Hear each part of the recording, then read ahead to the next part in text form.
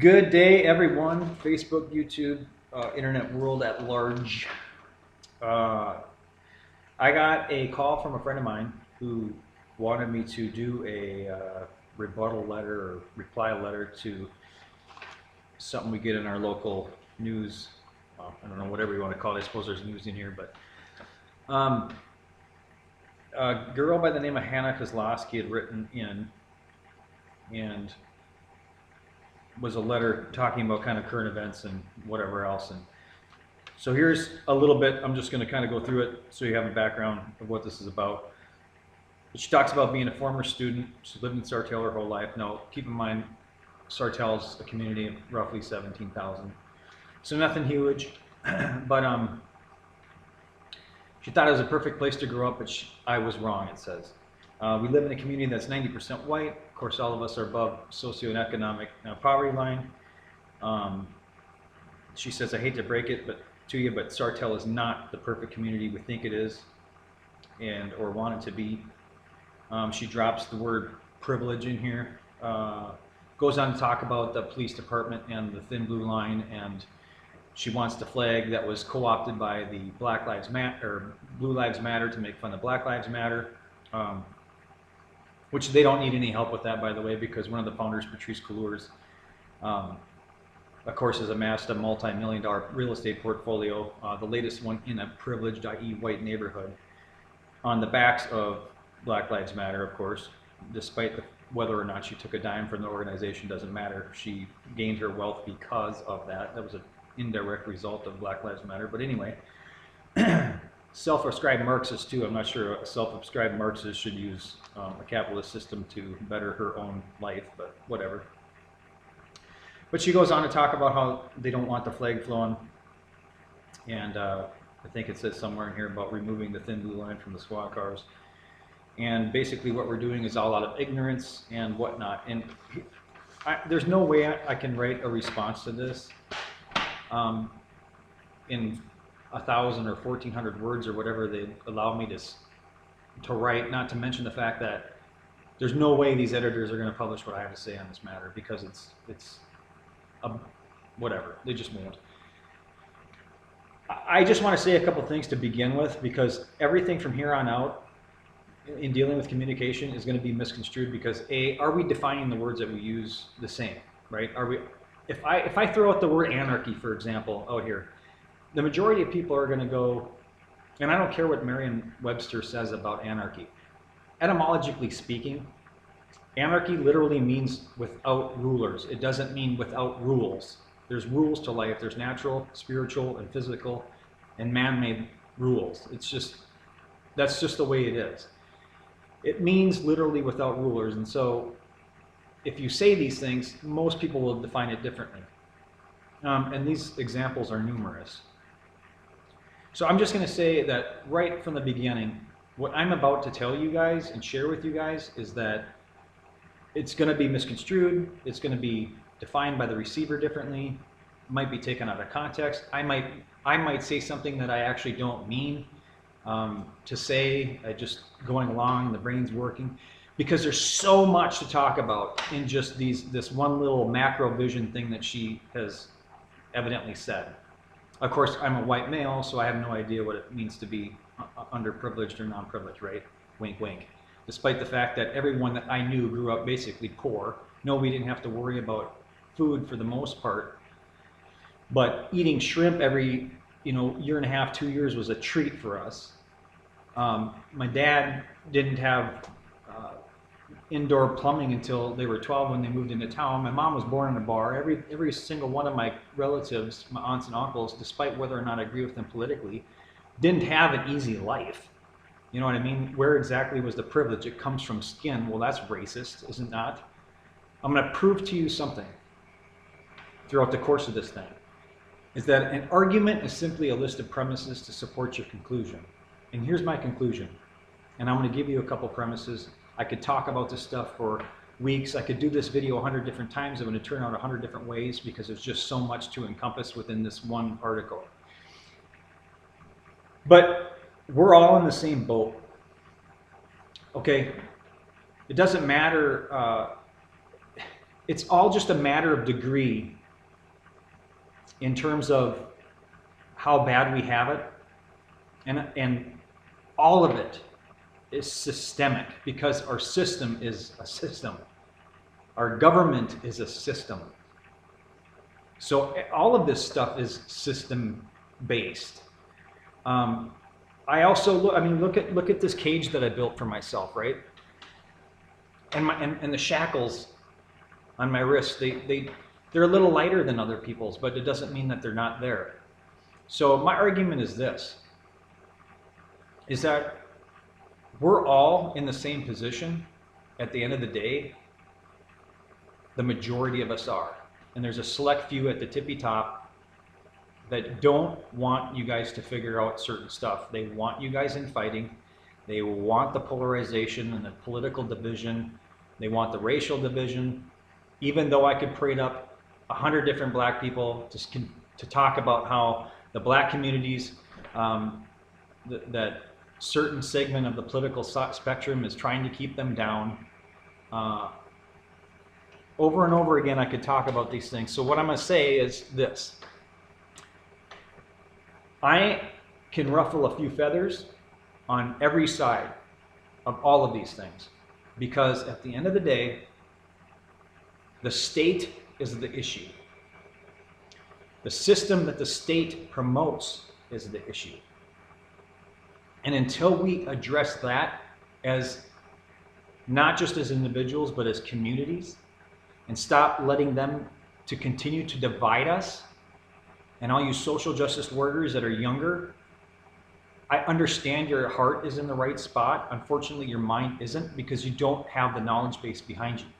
The older I get, the more I realize the less I know. And there's always something to learn.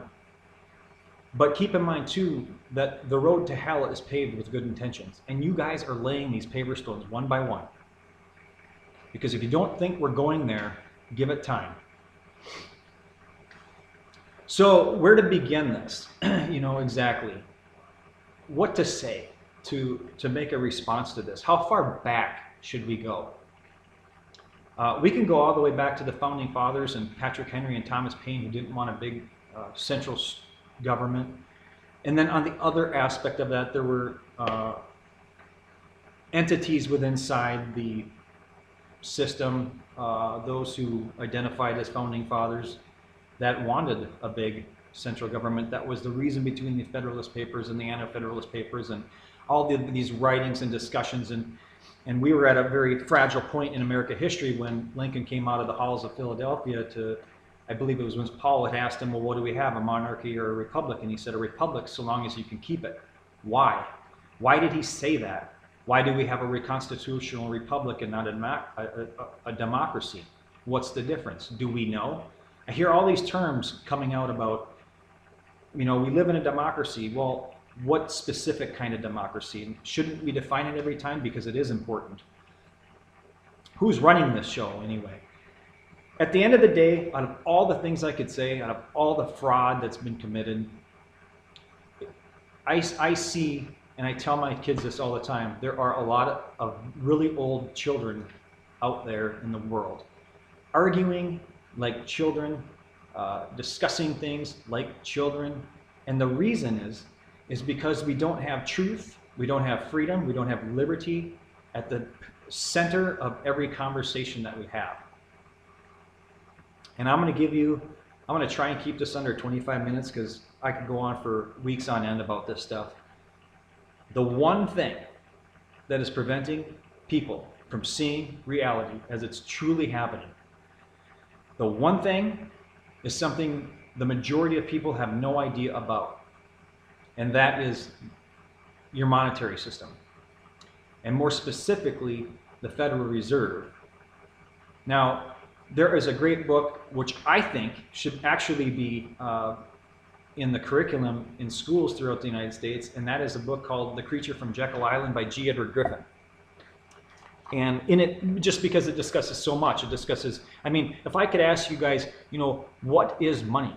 How is it created? What act established the Federal Reserve? When was it established? Who did it and why? Where did they meet? What is the IMF? When did Nixon take us off completely the gold standard? I gave you a hint because it was Nixon. You know, how about the gold and silver recalls of 34 and 35 when the government came in and stole people's money, true money? And then in 1936, the Social Security Act was passed. What did that do exactly? You know, I could ask all these questions to people, and I have over time, probably hundreds, if not thousands of people have asked these questions to, and very, very few know the answers to them.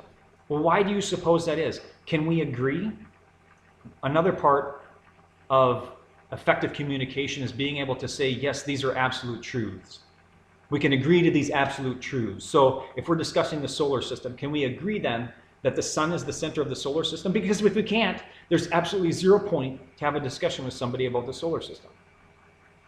Not that you shouldn't entertain other ideas. I'm all for that. But at the end of the day, if we can't agree that we need to see truth or find truth and use the same definitions, then what's the point? So here it is. And I've been telling people about this for years, and no one, very few, continue to even look into it. I don't know if it's because you don't know why, or if you think, well, if it were important, I would have been taught it in school. I'm not sure the answer to it. But look at this. This is what most of you would call a dollar. And on top of the dollar, right, it says Federal Reserve Note. On the upper left-hand side, right here, by my index finger, it says this note is legal tender for debts both public and private. Well, define a word. What is a note? A note is an instrument of debt. It literally tells you, and by the way, this isn't money, this is fiat paper. Eventually, over time, this is going to go to its intrinsic value, which is nothing. Don't say you haven't been warned. Inflation affects us all. It's going to continue to, I mean, look at the 70s. You could make it on one income. You can't do it anymore. Why is that? Inflation, fiat paper. They're controlling it. And so this is an instrument of debt. Everybody rails against the rich people and whatnot. Let's tax them to death and blah, blah, blah. Do people realize that even if we just forget the rich, how about if we confiscated the wealth of everybody out in the United States? We just took it. We wouldn't come close. It would be a drop in the bucket in terms of paying off the outstanding debt on everything that's there. And you could sell off all the stuff too and become liquid. It's a drop in the bucket. And right now, we're here on the exponential growth chart of we're beyond the knee curve of debt. Right now, today, our debt to income as a nation is sitting at about 128%. Now, we have the benefit of a printing press, which is why we haven't gone, Venezuelan yet. But, and of course, Britain, I think, they have their own printing machine. They're up and upwards, I believe, of over 200% debt to income. So I don't know how long this is going to go on. My point is that the people who control this, the central bankers, they control the corporations, which in turn control your Congress because they've long since bought and paid for them.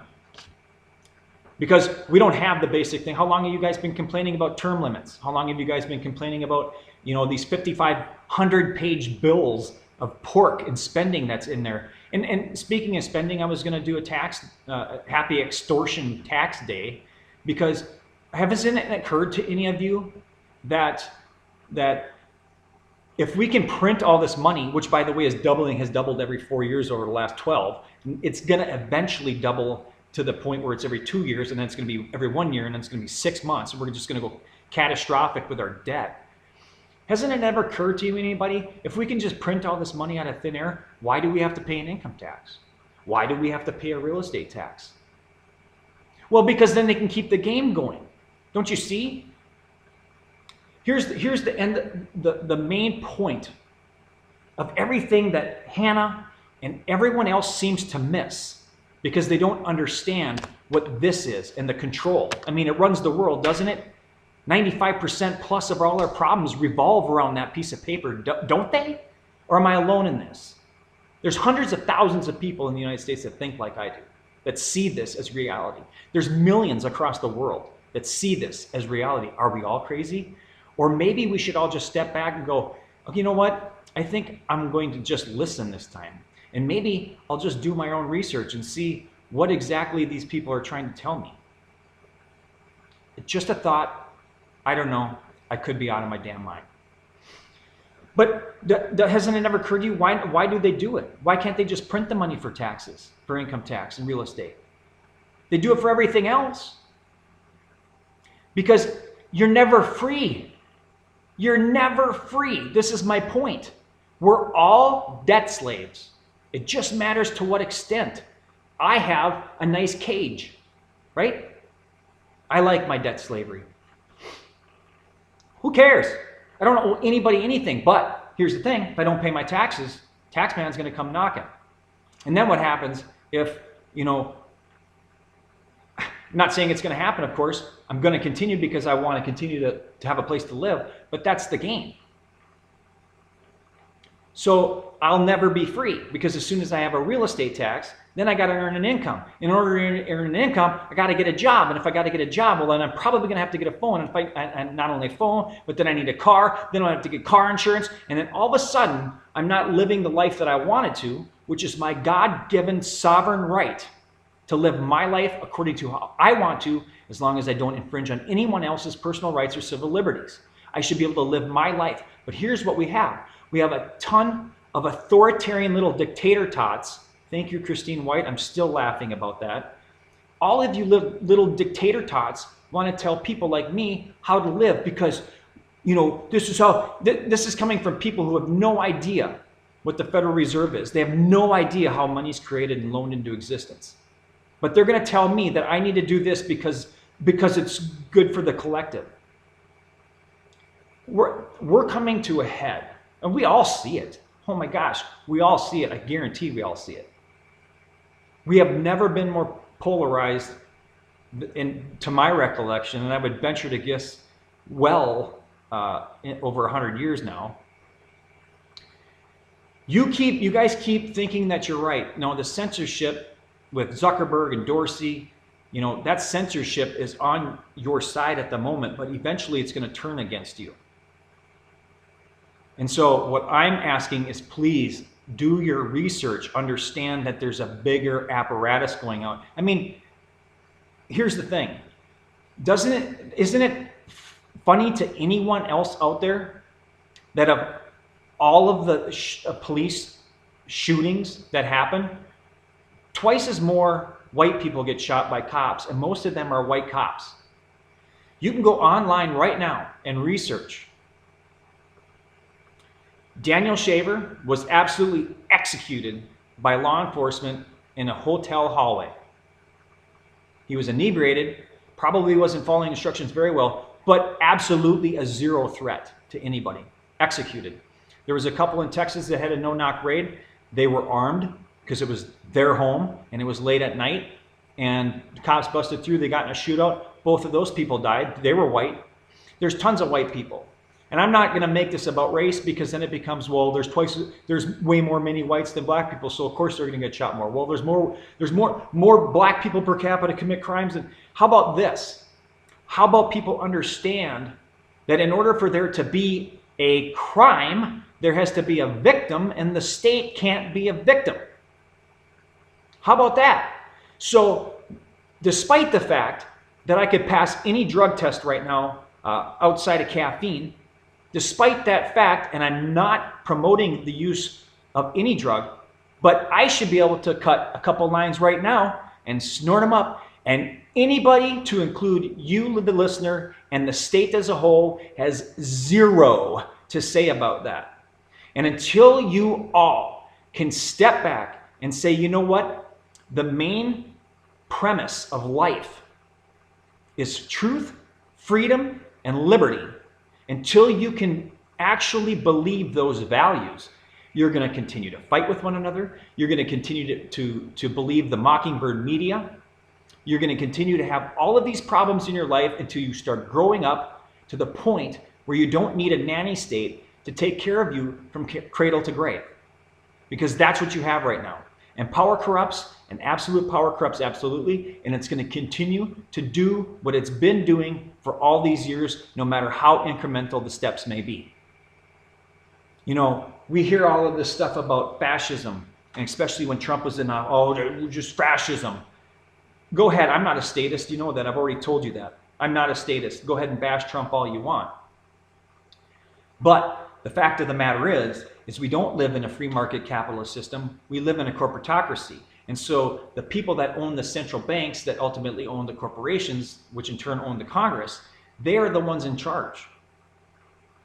Well, obviously not every law, but laws that are passed largely benefit the large corporations. So we already have that mechanism of what is a part of fascism already in place. The other thing, the other facet of fascism that's coming into play is going to be through censorship, through disarmament, through making you non-secure in your person's property and effects. All of these are being introduced. It doesn't matter the totalitarian tiptoe, as David Icke would put it. It doesn't matter how incremental the steps may seem over a given set of time. It's happening, which goes back to what Franklin said. A republic as long as you can keep it. We're not doing a very good job because we're all acting like children. So grow up. That's kind of the point. And so a lot of this comes from the fact that our education. The great emancipator, Abe Lincoln, oh, wonderful, yippee-ki-yay, right? We're all taught in school that he freed the slaves, which leads one to believe that he must have been anti-slavery. But if you read any of his works, his writings to heads of state and his fellow countrymen, he wasn't against slavery. He didn't find it repugnant at all. In fact, he had written, had he been able to keep the Union together, he wouldn't have even addressed the issue of slavery. So why then is that the case? Well, I wonder why. If he said that, why did we fight the Civil War? Economics. Look into it. I'm not going to go into this dissertation about the Civil War and slavery, but suffice it to say, it had less to do with freeing black people than it did with enslaving everybody else. Again, because of this piece of paper. And Lincoln, by the way, was trying to do away with it, tried to issue something more formidable because, again, a lot of that revolved around economics and the debt that the North had incurred that the South had not. Same thing with Kennedy. You know, if you research him, he was looking into the silver certificates and going back into a true monetary system, at least backed by something other than the good faith and credit of the United States government. You know, and furthermore, you know, I'm approaching on 25 minutes here. I said I'd try to keep it under that. But there's just so much when you deal with these articles and topics that people want to write about. I guarantee that the majority of people have no idea about what I'm talking about. And unfortunately, a lot of, for whatever psychological reason, it's like, it's not that big a deal. I'm not going to look into it, or it can't be that way, or he's full of crap. You know, the system works for the most part. If it works, then why are we saying all this stuff? And there's a lot of different avenues I could drive down in surrounding this whole topic to get a more clear picture. But again, I'd be working on 4 to 5 days worth of material. And besides, there's plenty of information out there with many different writings and many different works. You know, I'll give you another one, General Smedley Butler, and thankful for him because he stopped a major advancement from those people during his time. But here's Major General Smedley Butler, the highest ranking Marine at his time, had wrote something called War is a Racket. I guarantee you most people listening to this right now have never heard of that, haven't even heard of General Smedley Butler. But pick it up, go online, you can read it online right now. War is a Racket. Most highly decorated Marine at his time. It's kind of like the Central Intelligence Agency was the party responsible for coming up with the word conspiracy theory, and they defined it and had the Mockingbird media put it out in the vernacular nomenclature of the citizenry, and look how well that's worked. If you don't understand something of somebody and you're taking a defensive posture on it, and your ego is trying to protect itself, and how can this person know this if I don't know this? I mean, I knew him, I grew up with him. How does he know and I don't? He's just a conspiracy theorist. Look how well that has worked. And they did it to stop people from questioning the assassination of John F. Kennedy.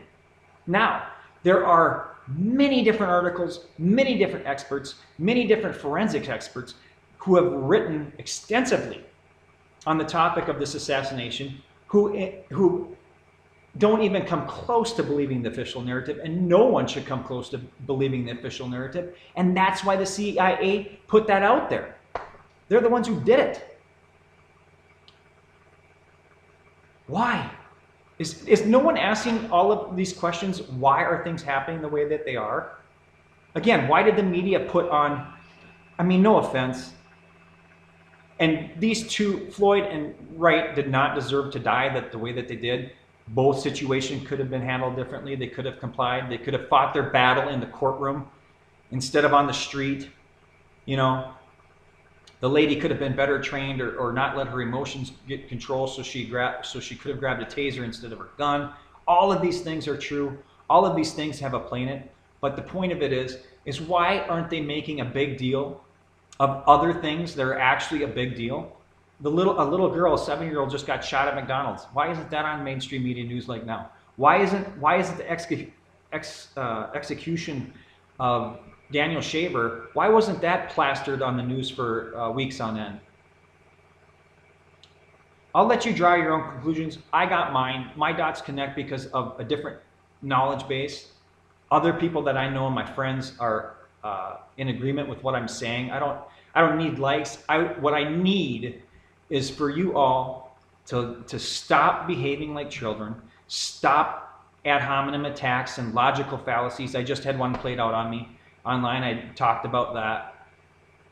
You know, telling that, you know, teachers should just keep their political ideologies to the conversation didn't go anywhere because I wasn't going to play that game. But, you know, personal attack, and it ended up me evidently hating every teacher in the world. You know, which isn't it's not true at all. I know a lot of teachers at Sartell. They're good people. I just don't need them to spread their ideologies to my kids. They're there to teach their subject, and that's it. It's the same thing with police. I could say a bunch of things about police right now, and all of a sudden I'm the bad guy. But if you want to know a fact, again, going back to the fact that we have a right to do anything we want to if it doesn't infringe on anybody else. How many people are in jail right now for nonviolent crimes, i.e. drug use or drug possession or whatever it might be? How many? We could end a lot of these shootings and a lot of these problems by, hey, how about just allowing people to live their own damn lives without the nanny state coming in telling them how to live it? Because you can't tell me they care about your health, otherwise tobacco and alcohol would be illegal. But it's not. Gee, I wonder why. Go back to 1937 with the Marijuana Tax Act, which taxed hemp producers and manufacturers and all this stuff and made it harder. Well, why? Well, gee, I wonder, was John D. Rockefeller and Standard Oil and William Herbst, who owned paper mills and timberland, and then you got DuPont, who was into the PVC and cellophane and other petrochemical-based plastics were coming into the market. All of these things were coming in. You know, you can produce 4 times the amount of paper from an acre of hemp than you can from trees. Henry Ford's original engine ran on hemp ethanol. His upholstery was from hemp. A lot of the body and paint was made from hemp. I mean, you talk, big power players have always been behind the scenes maneuvering chess pieces on the board.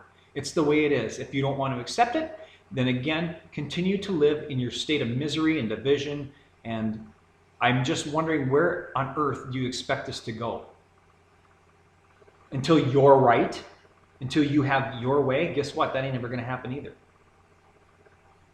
So again, I could make this video forever and a day talking about all the things that don't make sense, all the things to look into.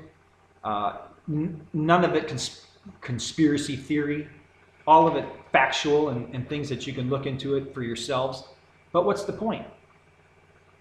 If you're not going to look into the Federal Reserve and you're not going to look into the fact that central bankers own you and own me and own your life, then what's the point? Again, you might look around and go, you know, I kind of like my chains. I kind of like my cage. It's all right. I can do it. Is that right for everybody else for you to put enforce your will on anyone else? To enforce your rulers on anyone else? Again, just little tiny dictator tots running around trying to force your opinion and view and way of life down everyone else's throat. And it's not right. And until you address that, and the people behind it are not going to get anywhere. It's going to continue to go on just how it is, because they're sitting back laughing, going, look at these people. We got them polarized. We got them arguing with each other. All these ancillary things out here, these bright, shiny objects that, whatever. And call me crazy. I don't care anymore. I don't care. I can ruffle feathers on both sides of the spectrum because I'm not a statist. And every day, and I just had this conversation with a friend of mine, as much as police serve, they're policy enforcers for the state. So if you want to remove a thin blue line from the car, go back on to adding an emblem to serve and to protect, because that's what it used to be. Now it's to harass. I'm not saying they don't have a tough job. They do. I'm not saying they don't serve a good purpose. They do. But the fact of the matter is, and it is a fact, that every day they get up and they go against people's constitutional rights. I already talked about drugs. It's none of their damn business. The CIA can bring drugs in. That got broke by Gary Webb. The CIA can bring drugs in, disperse crack cocaine into the poor black neighborhoods around the country, completely destroy that family nucleus, because remember, up until the mid-60s, early 70s, you know, there wasn't very many black families who were without a father figure. Gee, I wonder what happened there. I wonder what political side is destroying that. You know, even Martin Luther King, do you know when he gave his famous speech, that part of that was, and I'm not going to remember, I know it was a bank in Memphis, and it's not Sun Bank. The name escapes me, but it doesn't matter. He implored the black community to take your money out of the white man's banks and put it into this bank. We'll just call it the Sun Bank, the SunTrust Bank, whatever it might have been in Memphis. Put all your money into that black-owned bank. Why? Because if you can keep money in your community, and better yet, like resort towns know, if we can pull in money from outside our community and grow it that way, our community is going to be better. He knew that. He understood it. I'm not saying that's why he was shot. I will say that's part of the reason. Because the speeches you all learn about in school are just the tip of that iceberg. Just like much of everything else. Just like the Federal Reserve. Just like the real reason for the Civil War. There's things you have to learn outside of your indoctrination of what, to the victor go the spoils, right? And it's the same thing with history books. It's not the losers that are writing history books. So, to end on this, it's a travesty, in my opinion, that these things are happening, but until people grow up and understand that the truth needs to be the main focus of any conversation, the absolute truth, and listening to other people's and their ideas, and to talk that, and specifically centered around liberty and freedom. Until that happens, you're going to continue to suffer. You're going to continue to argue. You're going to continue to get nowhere in this life. Meanwhile, you're going to continue to get further in debt. Inflation's going to take hold eventually. They're going to rob you of more of your wealth eventually, just like they've always done, until you start acting like something other than children. And I'm as guilty from time to time as well. I'm not excluding myself. But it's really frustrating to know these things and to try and educate people only to be, you know, ridiculed or conspiracy this, because other people are too ignorant to do their own research. So want to change something? Look in the mirror and ask you this simple question. What is it that I really do know? Is there anything that I need to learn? How is money created anyway? Who's behind that? What is money in the first place? It's your time, your labor, and your skill set, because that's what you're trading. Is it worth it? Anyway, it's been over a half hour. I appreciate you taking the time to review this. I'm not going to disable comments below the video. Feel free to comment. As I said in the beginning, I know some of this stuff is going to be taken out of context, mainly because I don't have time to go into everything. If you don't think that what I'm saying is true, feel free to write it down below. Who knows, maybe this will lead to other videos and more dialogue between people, and maybe we can actually get somewhere in our communities, hopefully, because I do feel like we're running out of some time, and things are only going to get crazier. So God bless, and please, when talking with people, please get to the truth. Have that be a main focus of any dialogue, and listen to other people, because that's how you learn. Anyway, have a good day, and I appreciate it so far.